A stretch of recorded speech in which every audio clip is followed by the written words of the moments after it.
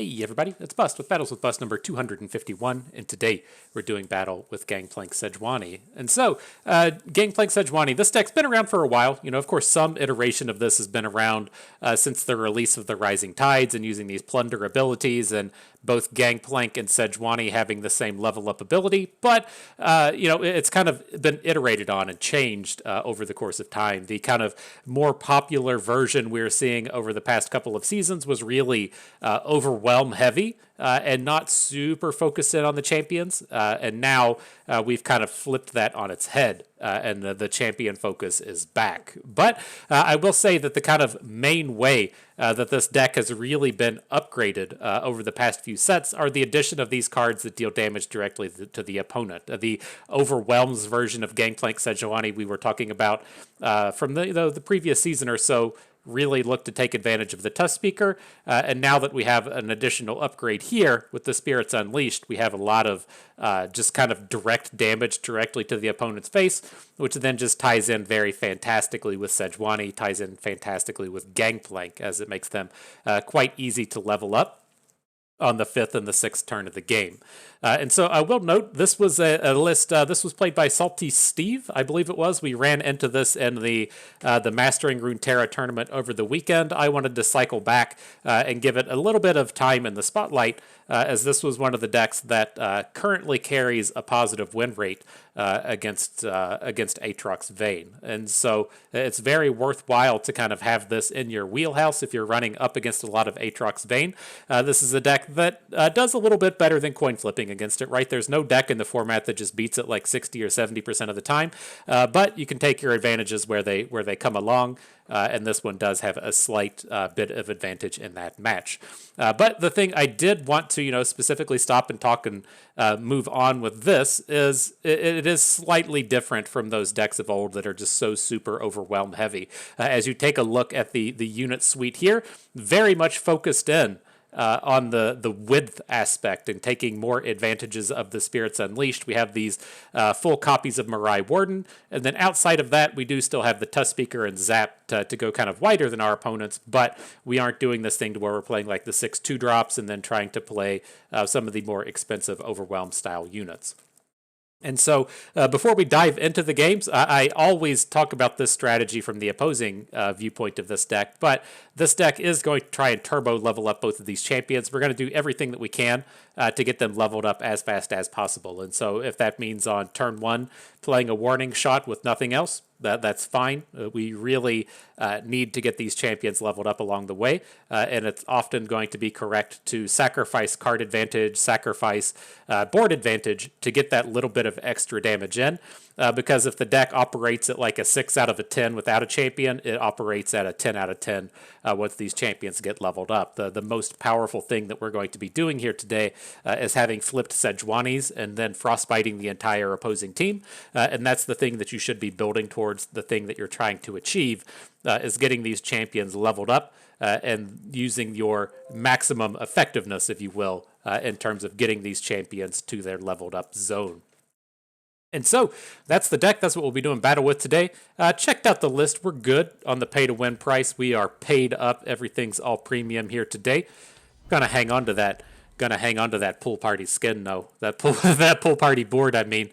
Whew, I looked at the window. It's snowing today out here in Kansas City. We're supposed to get like 5 or 6 inches of snow as the holidays approach, and so it's nice. It's nice having this this bit of warmth, if you will, as we deal with the cold out here. And so, reasonable start here. We'll see if opponent has a way to stop our turn 1 play. They do. I'm still going to go ahead and slam in on the board here, try and take down the only blocker the opponent has. We do have, if we're playing a very, very overwhelm-based strategy, then you could just leave that unit up, right? If we're going to look to, say, on turn 2, play a tough bro, the tough overwhelm, and then have a different overwhelm on turn 3, then sure, you can just leave that 1 health unit on the board, but we don't have too many overwhelm bros, right? We only have the 1 overwhelm bro along with the Piltover Castaway to generate a potential overwhelm weapon. But one of the sequences you're going to commonly see out of this deck is we are adding the Tusk Speaker on the opposing attack token. This gives us a way to deal damage to the opponent on the opposing turn, outside of things like Make It Rain. And so that should be good. Here, we're going to try and just slam this damage onto Seraphine. We're going to have to Make It Rain this turn, so ideally, we'll be able to take this unit off of the board. Man, Frown Town. This is not going positively. But go ahead and drop the damage in. We'll have a zap for next turn. Hopefully he turns up something of intrigue, something useful. And we'll see where it goes from there. Something of intrigue. Warning shot. I guess I'm intrigued. I don't know about you. All right, so we played the burst. Opponent looked like they were going to have a removal spell for zap, and then they called it back. And so I'm kind of interested in what was happening there. Now we have to ask ourselves, how are we going to get this Gangplank leveled up? And we can go about it any of these ways. I'm leaning towards just starting off with the Spirits Unleashed. It's going to guarantee that we get the level up this turn. It's going to boost all of our units on these upcoming turns. And then we should still be in this space to where we get to play the Tusk Speaker next turn to level up our Gangplanks. You're going to have to take this Ezreal hit, though. At least, we grew our units to be out of Mystic Shot range.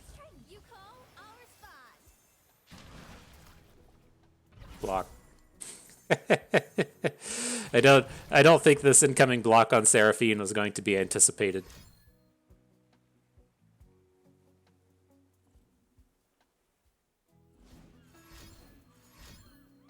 What you got for us? A bunch of cards? Okay.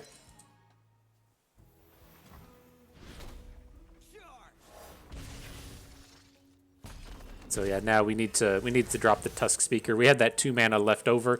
Just got to be sure we get our Gangplank up to the 5th tick here now, and so looking good in that sense.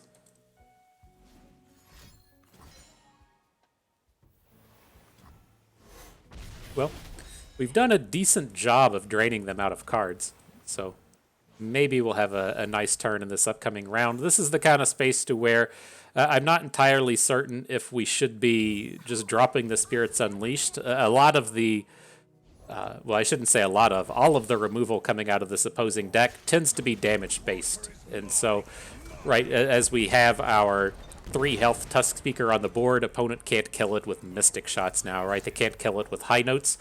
We have a lot of opportunities to avoid their damage if we look to come in with the that bonus health. But this Gangplank attack is looking quite good here. He dropped the bar probably a little bit early. We get to AoE both the Seraphine and the Ezreal down. He should just be blocking with everything here. Maybe wanting to put the Barkeep in front of the Warden or something, but that Gangplank boom takes down the whole squad. If we get to drop him to 14, we're going to be ready with the Make It Rain. You gotta say, look out, bro. I'm coming at you with the real heat. Bring in the sauce.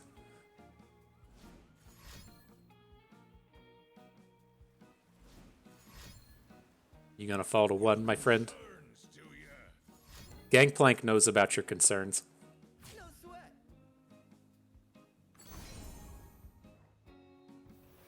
Okay.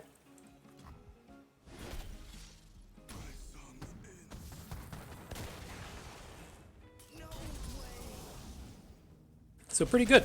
The Seraphine was a little bit off from leveling, and now we'll just get to kind of see if it's tough to recover in this spot to just have enough stuff to do. And so I think we'll be good. One other thing I like to call out here, I used to make this mistake in Expedition all the time. I had to wait to have someone tell me this, that you can parlay directly on the opposing face, right? You don't have to say parlay onto Reggie and then hope Reggie doesn't have some kind of trick. You can just deal the 1 damage. And so if you need a damage for turn 1, you can just parlay the opposing face. If you need a damage to activate a plunder or get that level up happening, lots of choices. But I did almost make a little bit of a boo-boo here. You can you take increased damage off of the Spirits Unleashed, and so I almost did the 2 damage AoE to all of our units, and that would have not been ideal. Okay, we want our units to survive the Spirits Unleashed before we get that damage in. We should be good now. We're going to have the Cutthroat. We're going to have the Jagged Butcher this turn. We can open with the Eye of Nagakaboros next turn. Look to get to slam it in.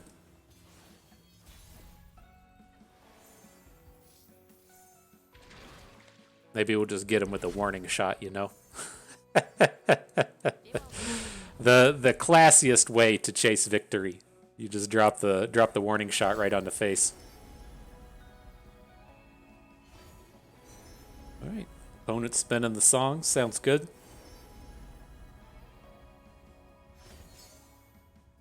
Let's see what joyous collection of cards we can run into here. Nothing in our hands is going to help the opponent. Maybe he just gets to see the warning shot in the parlay and say, "Oh fuck, it's over." You done bested me, Bust. I've been boomed. He's doing stuff though. He ain't gave up just yet.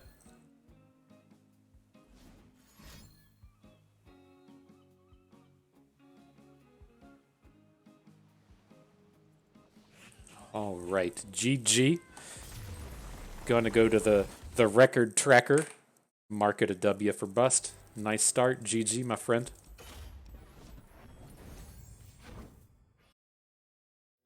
All right, next battle.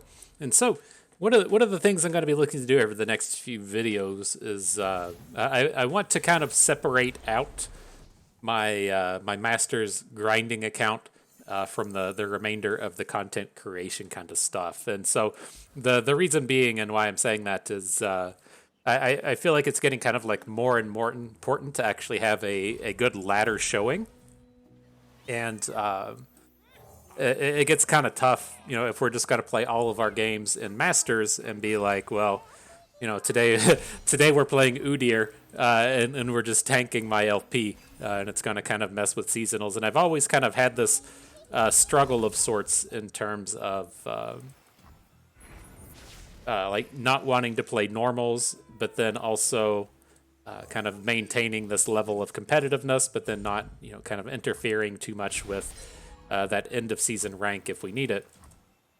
And so I think that's going to be the solution, just making a second account. I've been kind of grinding on that a little bit. You have to play through a bit of the early part of the PvE stuff requires you to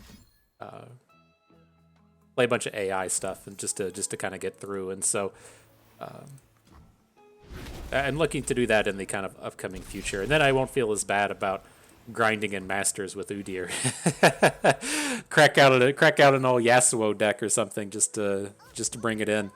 And so we'll see how that turns out. That's of course the upcoming plan, but I have kind of a few days to work on that. So you might be seeing I don't want to call them like bad or meme decks, but I kind of like second in tune with that is I want to touch a little bit on like Xbox stuff, Xbox Game Pass kind of thing, given that you know, it's new, it's out here. There should hopefully be a lot of new players coming into the game that only have that Xbox account.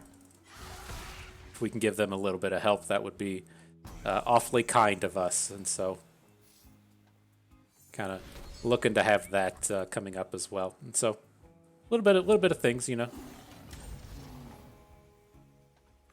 But all right, this game's going. This Annie's got to be flipping. There's not really anything we can do about it. We just have to get as much stuff on board as we can. We could have looked, I guess, to have gotten a big Jagged Butcher on board, but probably not gonna happen. Now we have a real decision on this turn, though, right? Do we want to just go for the level up, right? We can do the 5th point of damage here, then drop Gangplank, or do we want to get our width? And I'm gonna just go for the width on this one.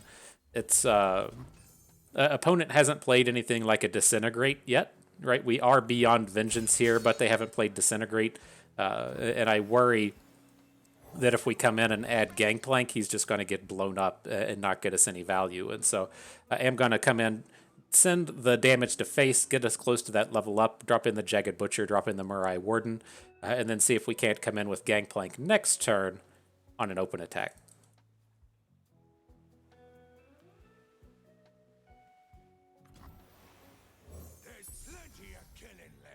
Plenty of killing left, though, bro.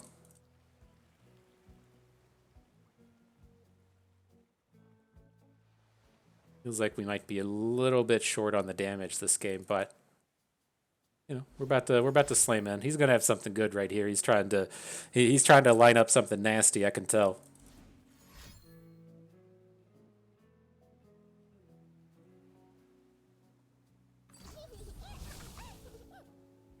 All right, Vile Feast.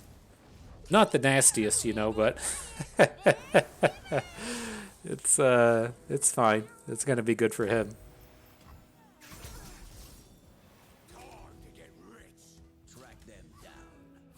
All right, let's send him in. There's an argument to not attack. Well, I guess the argument for not attacking with Jagged Butcher is kind of gone, right? If he's going to deal the 3 damage Annie next turn, it's just going to take down the Butcher anyways.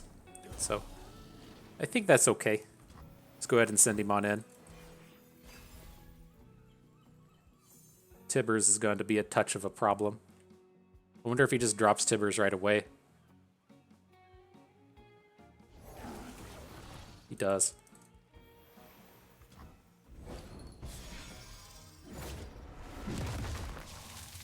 Now this is tough. I think we can just keep passing, right? This isn't the best spot to just be like rolling into the next turn and just getting domed for a shitload of damage. And so we'll risk it to try and get our Gangplank down, but excuse me, I'm a little bit worried at this point. Which one is this? Costs 2 less for each different Ascended ally you've played. Manifest a card from the Emperor's deck that costs 9 or less. Okay. Maybe next turn, probably 2 turns from now. I can't remember the entirety of the Emperor's deck. I don't think you can see it on right click. Right, it's not coming up. A lot of those cards are cheap though. So we might find something juicy coming out of that. Surprised you didn't wait a turn on the Unspeakable Horror. We get a fresh powder keg next turn. So is this going to be bigger than the Eye of Nagakaboros? I think it's okay. Then what did we pick up here? Enemies are vulnerable round start rally. That's fucking bonkers if we can actually get it down. Do we actually have the time for this kind of thing though? Like the Crumbling Sands is safe, right? We can't just kill Tibbers with it, but I'm gonna go big. I'm gonna go for the Palace.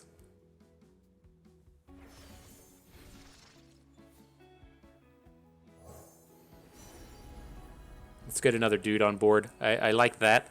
I'll put the Fishwhack on it. It's a little dangerous. If he has like a cheap AoE, he can just outright kill the unit. But if we're getting to kind of pick and choose the combats, that's going to be nice to have that overwhelm, especially when it's tied in with the Dreadway. Interesting. So we do get to attack with Gangplank. So regardless of what he does, whatever removals he has pointed towards our bro GP, it's going to at least pop off the Powderful Explosion, killing the Onlooker in the back line. And so, interesting.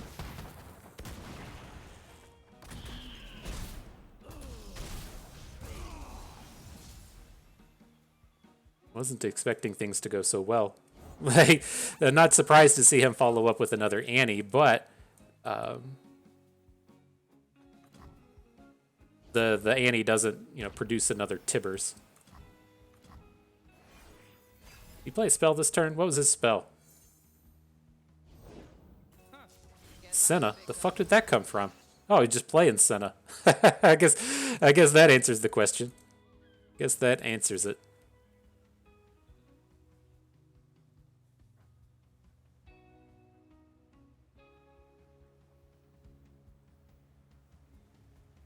Can he ever kill the Sejuani? I mean, I don't think so. I don't quite remember what card he would have picked up in the previous turn was.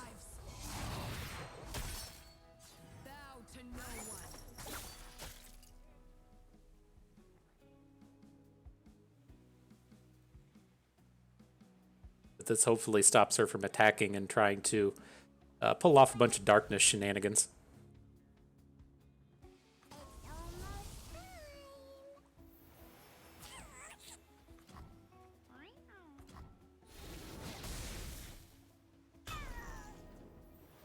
All right. Yeah, I don't know about this game. The General's Palace doesn't feel like it was the answer, but we still have an opportunity here to drop it on this upcoming turn.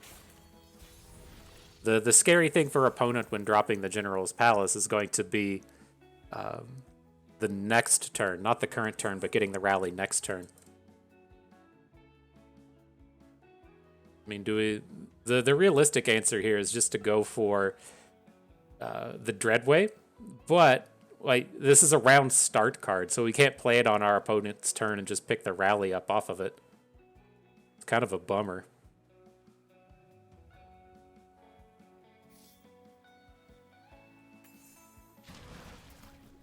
I don't like bummers, man. What do we got? Zap and a fresh Sejuani. Okay. I can work with that. Give him the chance to play a card. I think I feel safe with the Fury of the North. It doesn't feel like he's had Disintegrate, Nox and Guillotine style cards. Here it is. Here's the here's the Nox and Guillotine now. But I think this is okay.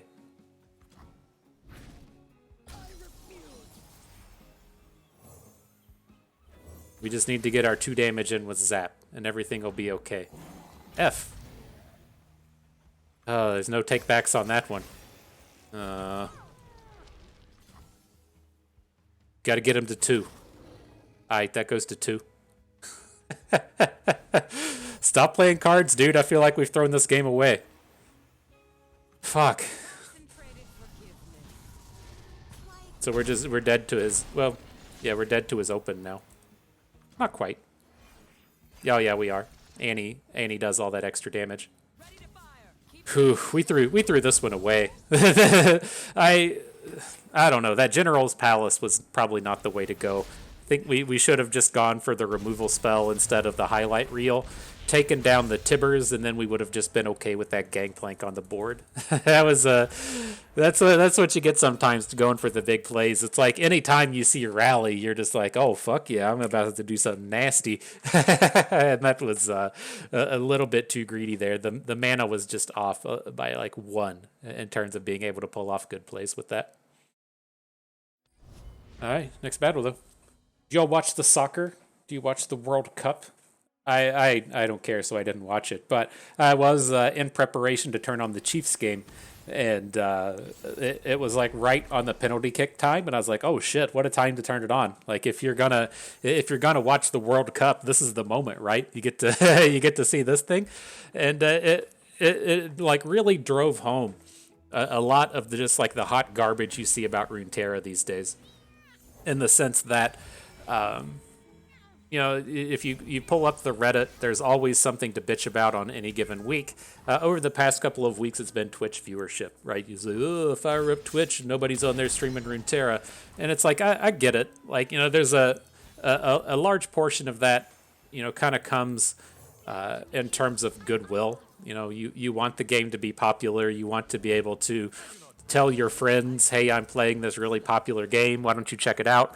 And then they want you try to tell them to go check it out. And there's like 9 viewers on Twitch and nobody watching it. Like I get that kind of aspect of it, but what has kind of always and historically been the problem with this kind of game and this kind of space, I thought was fantastically encompassed by the finals of the World Cup. And number one, I turned the World Cup on.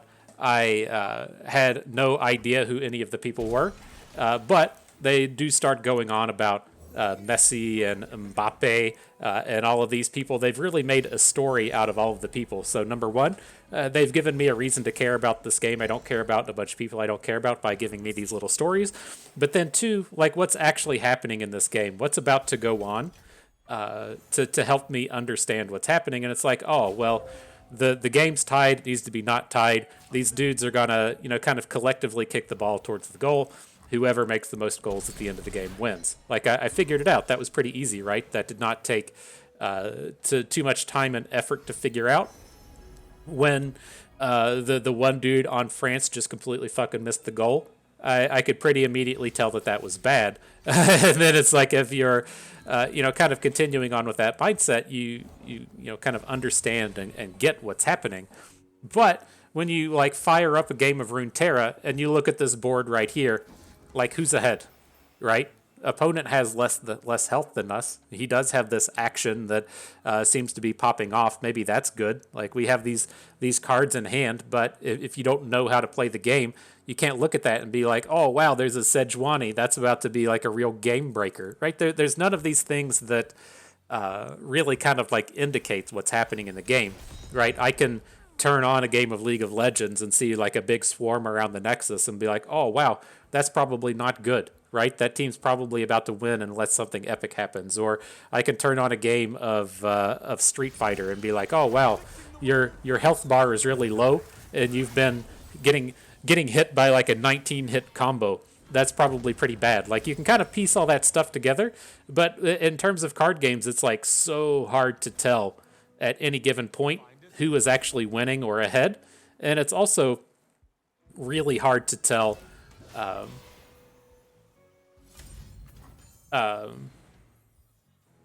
what the stuff actually does, right?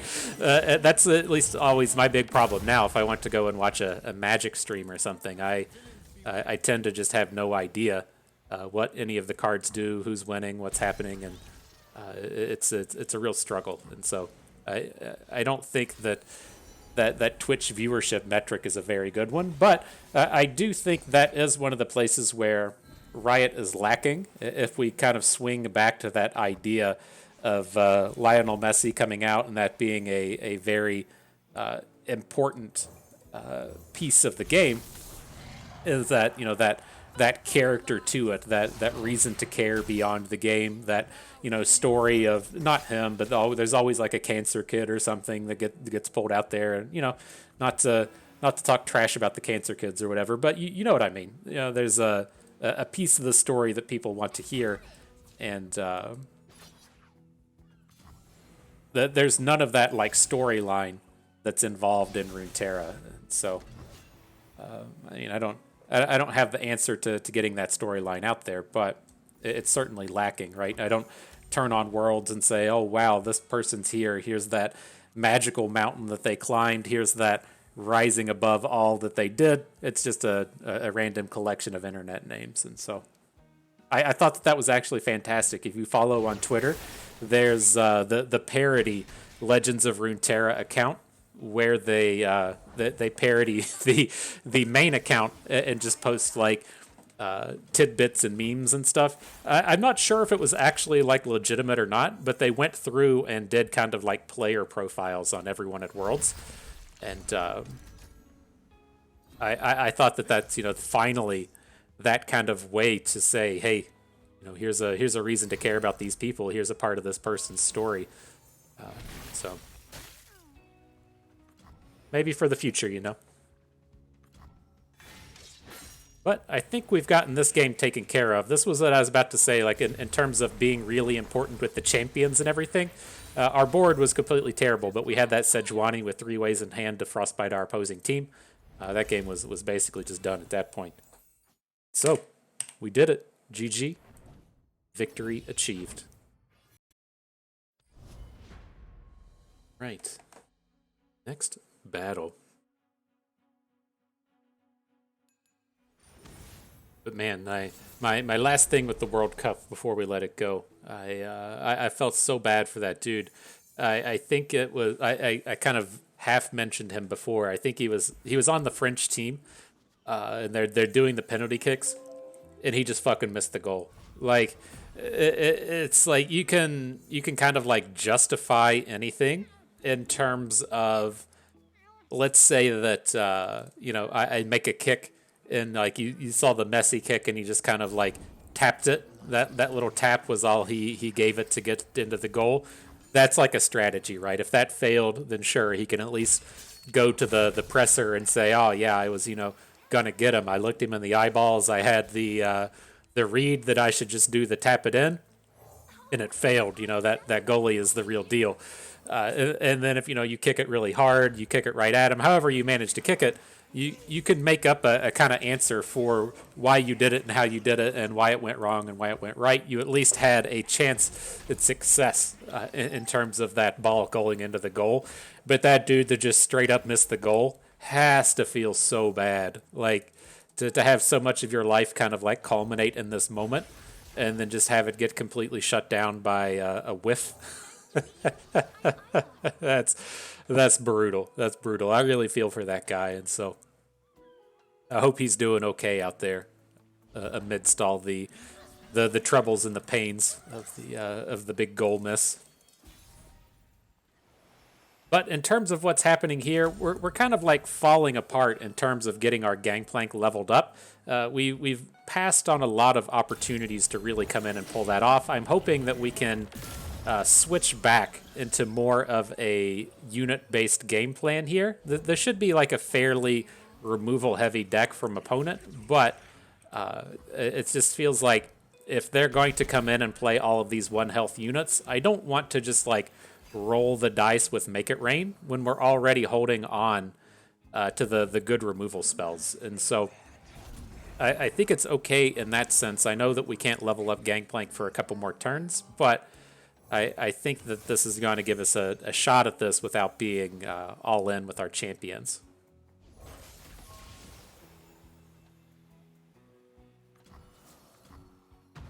Oh. I guess we're never leveling them up now. that part of the game plan is just gone.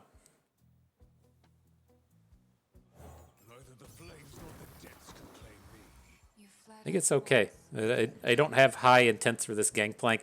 This deck should be playing shit like Vengeance and have a pretty easy way to take him down. Like my level of confidence in Gangplank doing something this game is pretty low. But we'll see. He's ready for battle now. So get out of here, Aatrox. Now, here is the fresh question. What level of just go for it do we want to do here? Oh, never mind. We don't have enough mana. I was starting to like eyeball this play to where we double Make It Rain, but we're a little bit short of mana to play two. Oh, I meant to do it like that. I meant to have the Kindred thing go on our powder keg so that we could kill it off this way. Planned it. Learn from the best.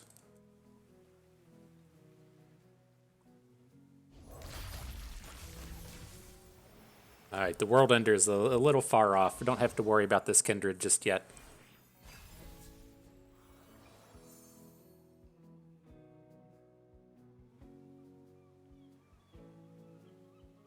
A little sloppy, but Santa TCG, he's a streamer out there. I'm sure he's going to go home and pull this up and say, oh shit, Bust may have played that game horribly, but he did make some pretty good points about soccer. That's probably exactly what he's going to do. So you wait, you watch.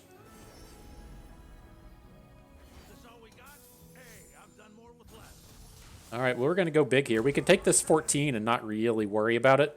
I think this deck plays like one copy of Atrocity, but I'm not quite willing to get invested with this Kindred and such. We need to really pop off next turn, and we need to do that with the Dreadway. And so I was willing to take all of this damage if that's what it came down to, so that we can come in and try and just double damage through him and win the game. It's 2 units down. We still feeling good about that? Do we need to switch to Gangplank? We can still pop off these warning shots if we don't want to use the Dreadway. If we're wanting to come in with the Dreadway, I'd prefer to save the damage for next turn, but I think we need this to work with Gangplank.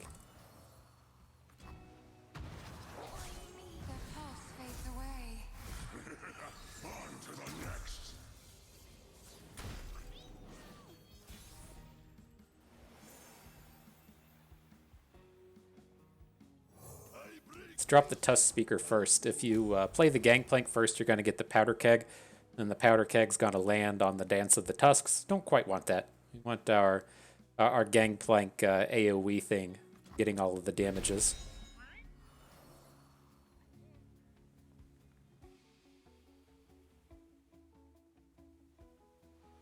But this is the big turn, right? We gotta have this pop off here. The thing to, of course, worry about with this is Aatrox is gonna get a strike. He's gonna get a little bit of health back. And it's gonna be kind of tough to kill through that. But if we do get the 2 damage AoE off, potentially a 3rd damage with the Make It Rain, we have, which is this, like 5, 7. We have quite a bit of Overwhelm that can come through. The Darken Tough is kind of fucking annoying. it's going to eat all of our AoEs here and prevent like 3 or 4 damage.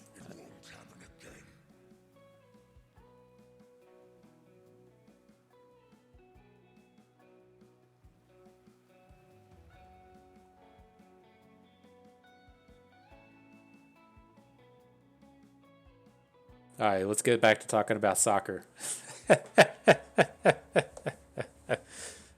It's a game everyone loves, am I right?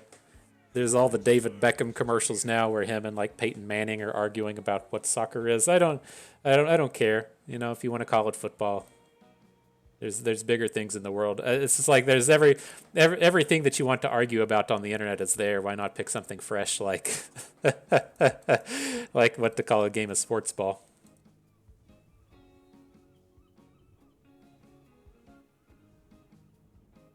All right, he's thinking hard on this one, though. He's scared, I can tell. He's worried about all of this incoming damage. Look at that guy, so weak. He puts the Aatrox in front of Gangplank and then just like immediately comes within the safety range. It's insane.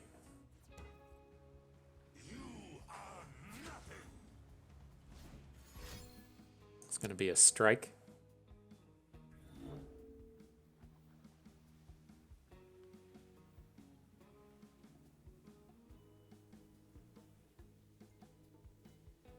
He's got something juicy lined up. I mean, that doesn't, at least doesn't look like a terrible board, right? We probably just lose the game at this point, but it does give us the opportunity to at least still have dudes on the board and then have a Dreadway next turn, so we can use that to try and draw our 3rd Gangplank.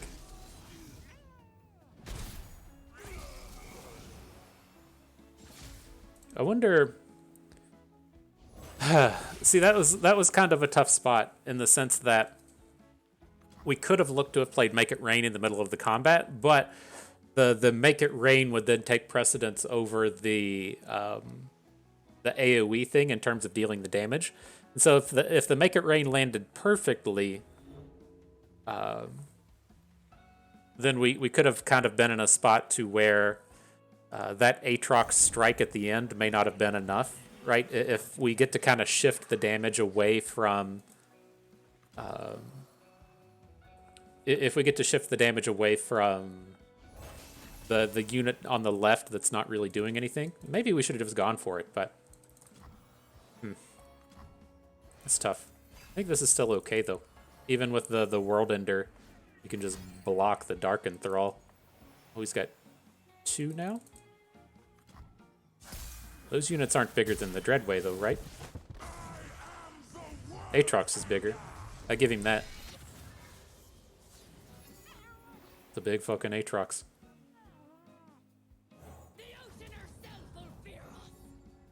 $10. Okay, we're dead. Wait, I need to put those units in the middle and we'll call it a day. Maybe he's scared for some reason, you know? He's not that scared. GG.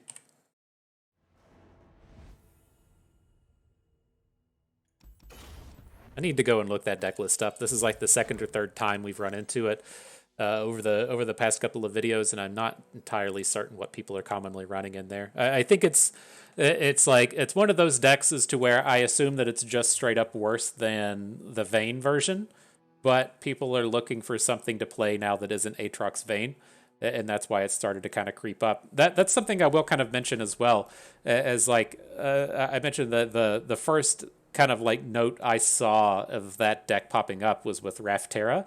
He posts a lot of great content out there. I'm not trying to take away from him, but you have to kind of like really watch yourself in terms of the the hype that gets surrounded with these decks, right? I picked up on this quite a bit when I was a youngster, back when all you had was like text coverage and people had to hit their 1,000 words for the week to get their paycheck for whatever magic site they were writing for. And if you didn't have some kind of like new deck or new technology or something, you would just kind of like make up a meme deck and write an article about it and talk about how great it is. And you could like really kind of piece together between the words that the people use as to whether or not that deck is going to be actually any good. And so like the past things I've seen over the course of this like past week are Majin Bay jumping into Masters with Rise. I was glad to see him at least like post on Twitter about it and be like, this deck's garbage, don't play it. But you have to kind of like understand that you don't have the level of skill that Majin Bay does, right? He's one of the absolute like, top 15, top 20 players in the world. He's going to be able to do that with just like these absolute shitter of decks. And yes, he did it with Rise. He hit Masters with Rise, and you go and you see the headlines. It's like, oh, herpa derp, I hit Masters with Rise. I should go and try this deck now. And it's just pure garbage. And he's done, a reasonable job of explaining why that deck the deck is terrible, and he probably doesn't toot his own horn along the way saying how great I am, but you need to be able to kind of like piece that together. And the kind of like next point to that is when you like look at the way Runeterra was talking about the Aatrox Kindred deck, and it was like a sample size of like 40 games, so at least he did play a bunch of games with it, but it was like all through Platinum and maybe through a piece of Diamond. And it's like, not to trash on any of our viewers that are in kind of like the lower ranks, but that like you don't need the highest level of deck quality when you're cruising through that level of ranks and you're someone capable of qualifying for Worlds. I believe Runeterra, I don't think he's qualified for Worlds itself. He's qualified for the Worlds qualifier, which is still well beyond my skill capabilities. So I'm not trying to talk trash about him at all. But that's another space to where you have to kind of like take these decks with a grain of salt and say, maybe it's not the deck that's so great. Maybe it's the player. Now, I could just be completely off base with this Aatrox deck. It may be the new hot thing. New technology does come out. People miss cards. People try new things and things get there. But I have a feeling that it's just worse than the Vayne version, and people are just tired of playing Vayne. And so, that's my kind of stance on it, at least. All right.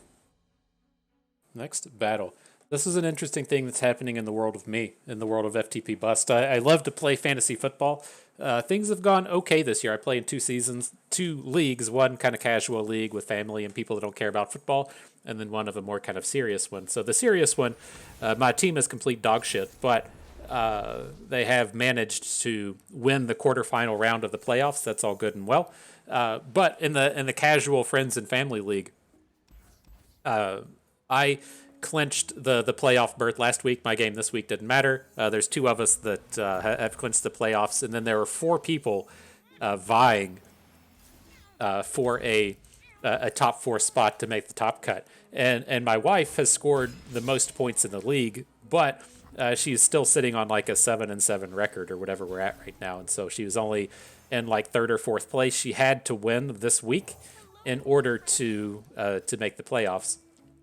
But that's not entirely accurate. She did end up losing her game this week, but with the way that the pairings have all fallen out, the way that everything's going, if the 2 of the other people lose, then she has the point tiebreaker to push herself into the top cut with a losing record, and she doesn't understand that. She doesn't know that, and so I'm hoping that we get in the space today to where if Christian Watson, he is a wide receiver for the Green Bay Packers, if he is on board and capable of scoring, I think it's like 17 points tonight, then he can pull it off. It's kind of a tall order.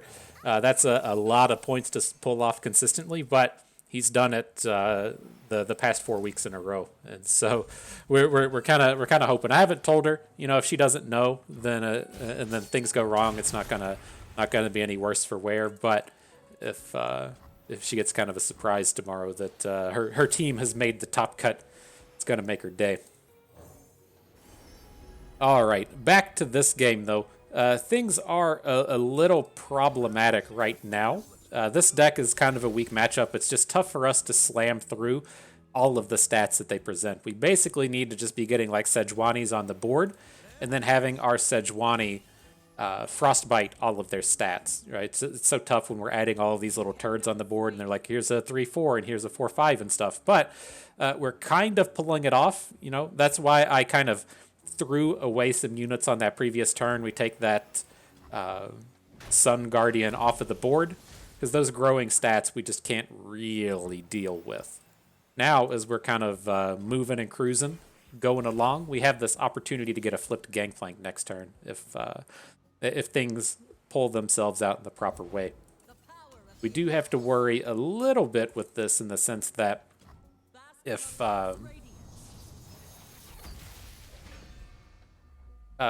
we don't like draw the right collection of cards, we can't get our Gangplank to flip.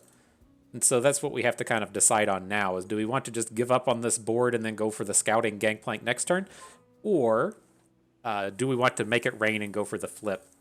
I'm leaning towards, let's just go ahead and drop the Gangplank.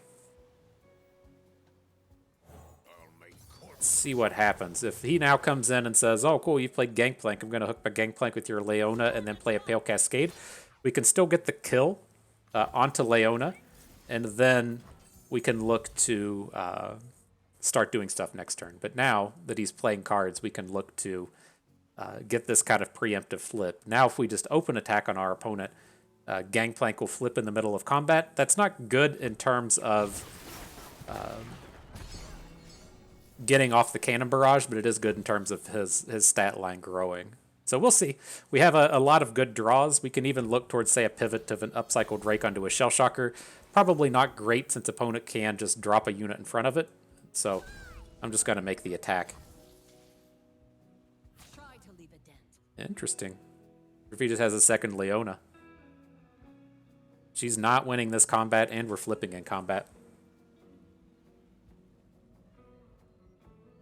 Come on, bud. We got a cat. Does anybody need a cat to brighten up their day? Says, what up, world? Says, I know old Bust wakes up every day at 6:15, so I start clawing him at 6 in the morning. That's what I do. Uh-oh. I wonder if he doesn't realize we're going to flip our Gangplank. There is legitimate reasons just to cycle here, but I'm curious if we get the concession. Yeah, he figured it out. He saw, oh shit, that Gangplank's working. That Gangplank is working.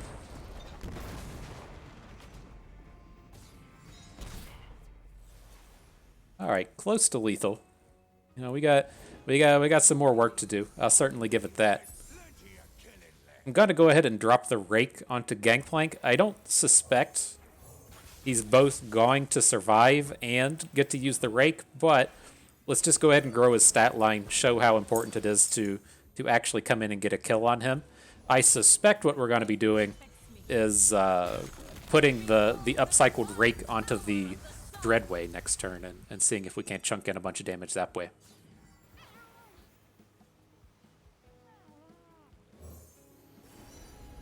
Alright, anything good in here? Don't need the spell mana, I'm just going to go with the Shepherd's Authority.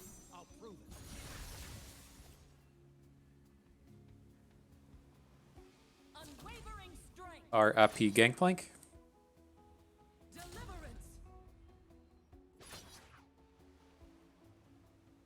Alright, dude, not blocking any of that shit.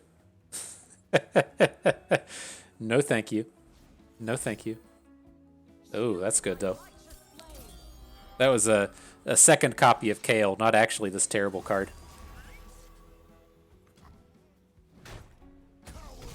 Alright, well, here's where things get real. We got the Rake. I don't think there's a reason to drop it on any of these dum-dums. They aren't particularly strong. The only thing I would consider here is if we want to put the Rake on the Castaway, so that we have the big weapon in hand. But if we had like a Gangplank on board, that would make a little bit more sense or something. If we want to just put, say, like the big stats on an Overwhelm, that's not quite where we're at the moment. All right, so Dreadway incoming.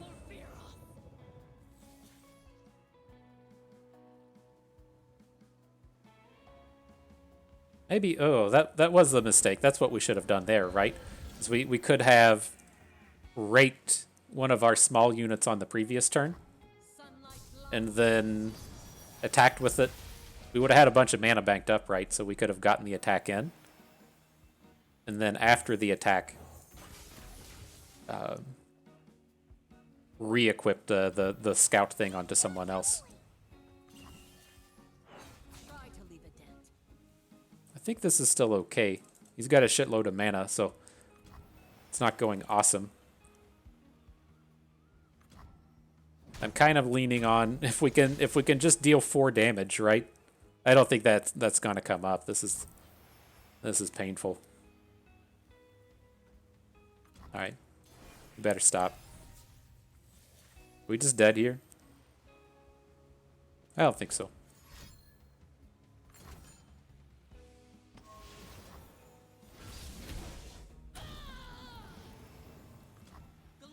All right, stun onto the dude we don't care about. Drop the Mariah Warden in now. Oh, I've never met anyone like you.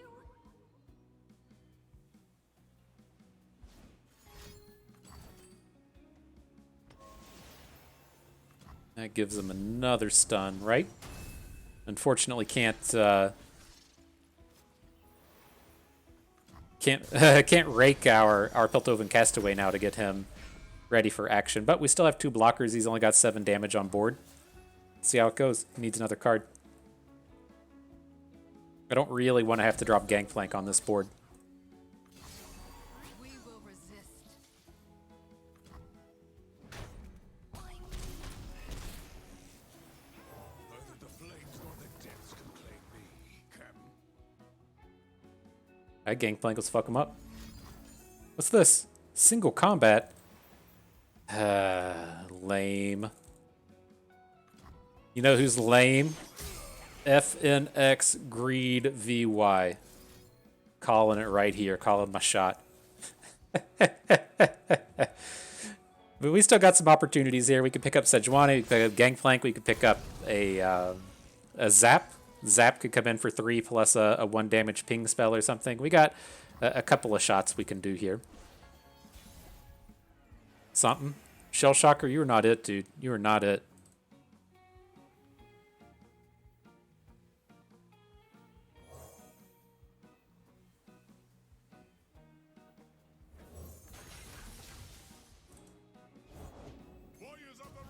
Alright, that's a problem. We'll follow you to the edge of daybreak.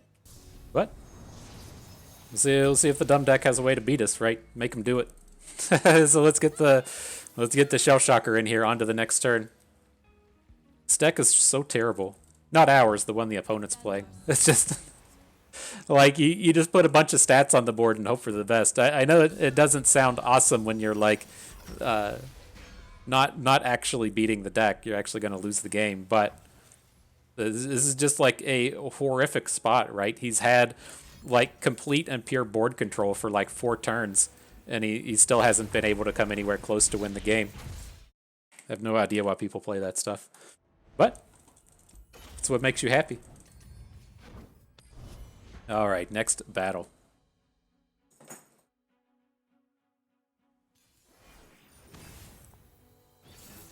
Okay. The real challenge, the real deal. up against the Rise deck.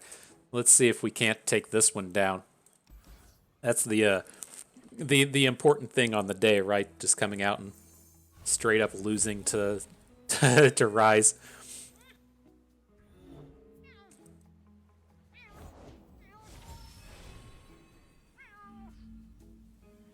Do you hit? I'm ready with my parlay. Did not. Okay. We can take the 2 damage from this. It's not a big deal. I want to go ahead and get the dude on board, so we can hopefully get the tick up on this turn, open attack on our next turn, get the tick up without having to play any cards. I'd prefer to not have to warning shot, right?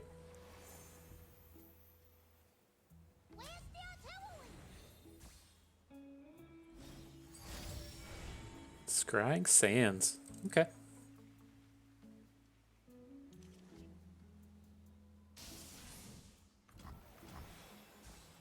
We still got some angles, but preferably, again, don't have to play these cards when we don't need to.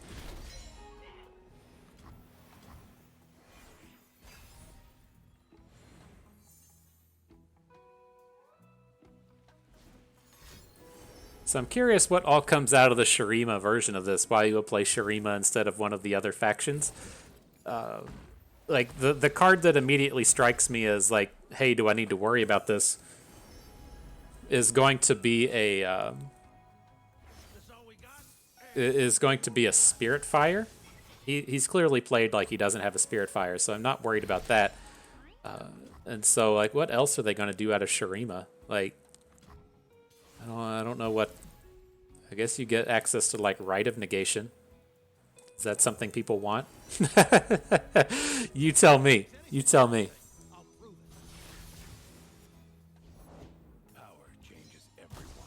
All right. Rise is down, ready for combat. Keep your distance. Why won't you listen? Uh-oh. He's going to leave him with 1 health. We're going to boom him with the Make It Rain if he does that.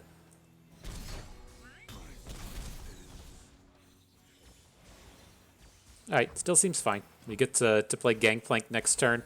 We can use the Make It Rain to take Rise down if the Gangplank thing stands, the Powder Keg stands. Not ultimately worried about that. If we Make It Rain and it doesn't kill Rise, it's unfortunate, but it's not the end of the world. Which one's this? Deal 2 damage. Okay.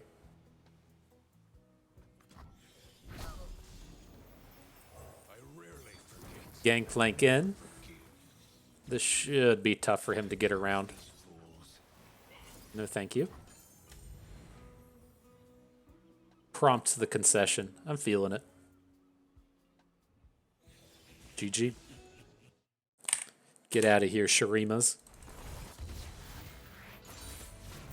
I won't stop coming for those who wronged me. GG.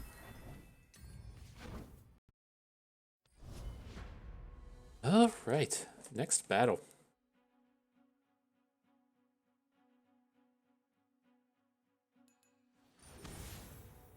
I thought this guy's name was the Tired Costanza. I'm almost finished my way through Seinfeld. I'm almost there. I'm right at the end, and George does so much that you can. I don't want to say relate to, because that's like too global of a statement in terms of George Costanza. The dude is a real piece of shit, but like just his like general demeanor at work, just the actual do the bare minimum to survive, and then that kind of pushes a little bit further into the sense of. He finds that company where everyone just like doesn't give a fuck. It's just like he found the George Costanzas of companies for George Costanza to work at. I thought was just amazing and delightful, and so I was glad to see that pop up. But the thing that reminded me of George is I saw in one of the recent episodes of the wallet episode, as to where George is carrying the wallet, and it's like just a giant fucking hamburger of a wallet. It's so huge, and I enjoyed it. Go change your name, Tired Constant. You get you a new name. you go be the tired Costanza. But here, this looks pretty reasonable. I know we've gotten a bit off track in these games in terms of paying attention to what's happening and whatnot. But the idea with this hand here against pirates is, I know we haven't seen it, but this is a deck that should be playing like a lot of 1 health units coming from Legion Saboteur and the Mirai Warden and the like. I felt like we should be able to get pretty decent Spirits Unleashed in this matchup. And they haven't been great. He didn't have a draw that really lined up into it, but anytime we can kind of like get through these turns without just taking like 9 from pirates, I think, probably a win at the end of the day. So I'm not quite ready to go for the Gangplank. He could end up flipping this turn, but this is a pretty good zap, right? Depending on what opponent plays here. I think I'm good just to still go for the clear. Take the 1 off the board. Like, what's going to feel pretty bad for us this round is if, that's fine, is if we say, like, open with zap, or he just blocks with the small one. That all seems good.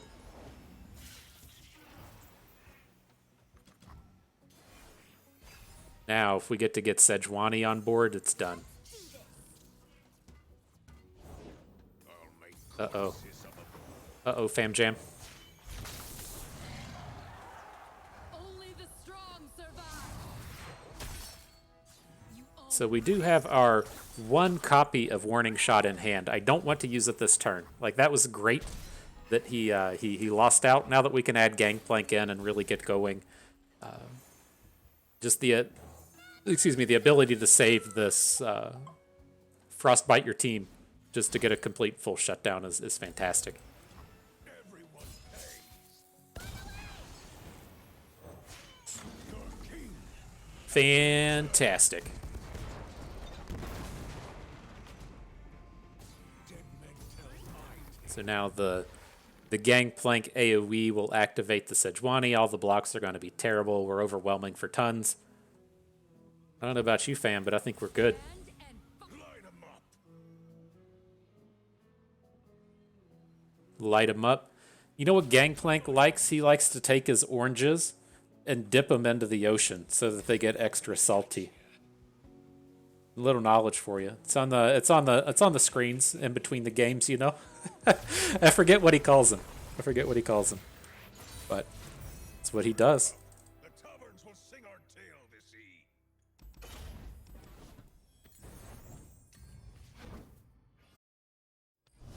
All right, last battle. So man, I do have to say it'll already be over with by the time we get there. But got a Marshall shirt on today. If you follow the American college football, the Marshall Bowl game is today, the prestigious Myrtle Beach Bowl, and I'm ready to turn it on and check it out. I don't spend any time and effort watching college sports anymore. I've kind of given up on it. When you like don't live in the town anymore and you move across the country and nobody where you're at gives a flying fuck about the team that you like, it's just kind of like, yeah, whatever. But if we're gonna make a bowl game, I will go ahead and turn it on. But the thing that was like surprisingly odd and weird for me out here is Marshall had a big game against Notre Dame this year and managed to win. And then it was big. It was like nationally televised. Marshall was a big underdog, and they achieved the victory. And then people with like Notre Dame shirts down here would get visibly upset with me. And so it was wild. But anyways, with this game, that did look like a bit of odd sequencing, right? We came in, we played the Jagged Butcher. I expected that opponent was going to come in and trade, so I didn't bother with using the Jagged Butcher.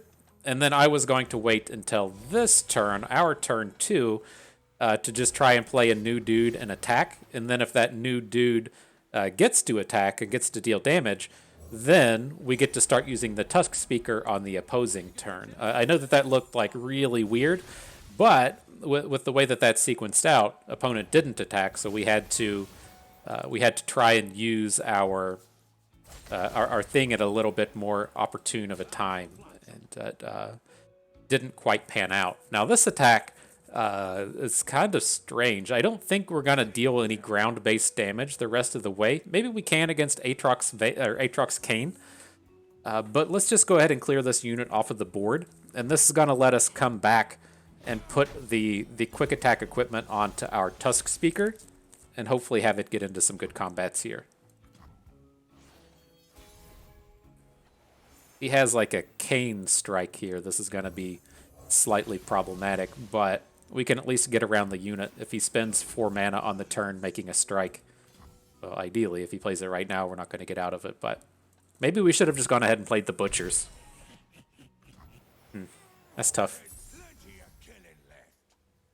Just to, like, that's just such a disaster if he has that strike in the middle of combat and we don't get to deal the damage. Right now we're back to this spot to where we can get the 4th tick out of the Tusk Speaker here, and then look to have the 5 by the time we draw a champion. If ever. If we ever draw one.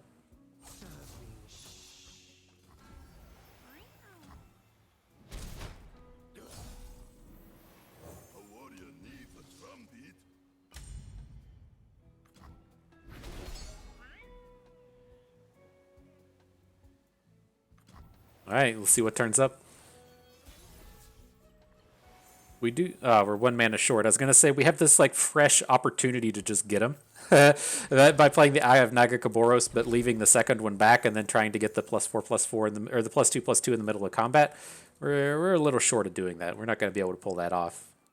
But without any champions, we probably just need to get the damage in where we can. It's a little scary, and yeah, we're kind of fucked now. All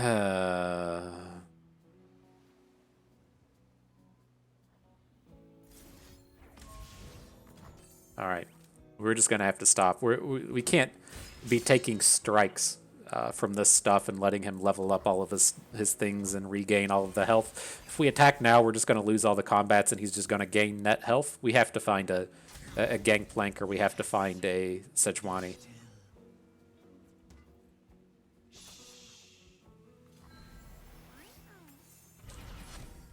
What'd you got? Make it rain, Spirits Unleashed. Not quite it. That was a little dangerous. We should have just taken the damage there and then played the card after the fact. He could have actually just won the game there if he has the Kane strike or the Kane combat trick in hand, the 1-cost one. Because we're just going to fall to 2. He's not quite able to kill us. If he has a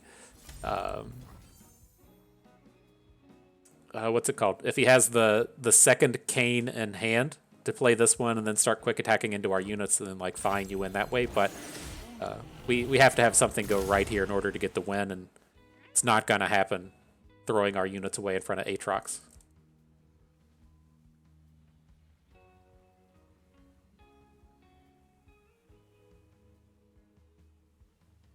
So we're getting it a little cleared out. We have the Make It Rain to potentially take the Bakai off of the board.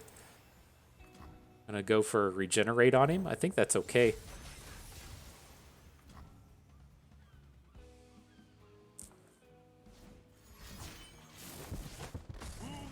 World Ender. Okay. Interesting. Like, why would he go through all of these motions instead of just putting Kane back on the board? Like, what does he get out of playing a World Ender here? Like, you got 2 big dudes on the board, great, but like, why is this better than on the upcoming turn? Oh, dropping more Darken would make sense. Okay, gotcha. I see and understand now.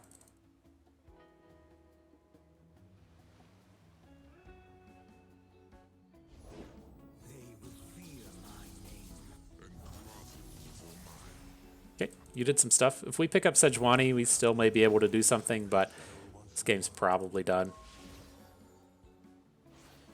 The Sejuani does make it really challenging for him to actually deal damage, right? If you're able to Frostbite the team down over and over again, but just too far ahead here. It's okay.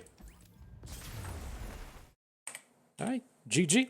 So not a bad set of games. Nice little 4-4 record. A lot of not paying attention throughout this one, but it tends to it tends to happen on occasion. But still, again, a fairly reasonable deck. You can kind of see in that last game where a lot of this power can come from, in that if you're able to get Sejuani on the board, they don't have a way to realistically take her down. And so if your opponent is counting on having the giant collection of stats and then doing some minor striking, they can't really combat with you sending all of the frostbites at them over and over again. But if you don't pick up the Sejuani, it makes it a little bit more challenging to pull that off. I know that last game had a lot of odd sequencing. We might have played that a little bit odd. Maybe we should have just gone for playing the bigger units and been happy with it and pushed through. But all the details aside, the general strategy of this deck against the Aatrox Kane decks all ties into Sejuani. And if you do stop to take a peek at what is good against these decks at the moment, it tends to just be Freylord stuff, right? Having access to the various frostbites as a means to shut down these giant Darken is the way to go about it. If you want to check out some of those decks, I don't know who came up with the Ash Kindred list, if that was Mage and Bay. I saw Drissoth did manage to win that Mastering Runeterra tournament with that deck as a piece of it. We got smoked by it because it turns out all of those cards that are good against frostbites are also good against Petricite Broadwings. But that deck had a lot of the same ideas in that you can frostbite this stuff down and take it away. Their only interactivity involves strikes, and so if you can frostbite away a strike or just frostbite their team in general, they tend to really struggle. And so the Ash decks have been strong against Aatrox, and then Sejuani can be strong against it as well if you do pick up your Aatrox, or pick up your Sejuani. But I think the kind of interesting piece with the Sejuani deck against compared to those other ones is to, while an Ash deck is pretty good in the cases of a tournament, it's very, very polarized, and it's not a very good ladder climber. And so the Gangplank Sejuani, while it doesn't have as good of a match against the various Aatrox decks, it's much better against everything else than those really polarized Ash-based decks. And so it's interesting, it's worth bringing out. I feel like if we focused in a little bit more in this video instead of talking about soccer and various things the whole time, we might have been able to squeak out a couple of more games, but I was happy with the outcome. I had a good time with it, and I hope you did too, because that is going to do it for us today. And so I hope everyone enjoyed the video. Hope you maybe learned a thing or two along the way and had a good time watching. So this is Bust, and we thank you for being here.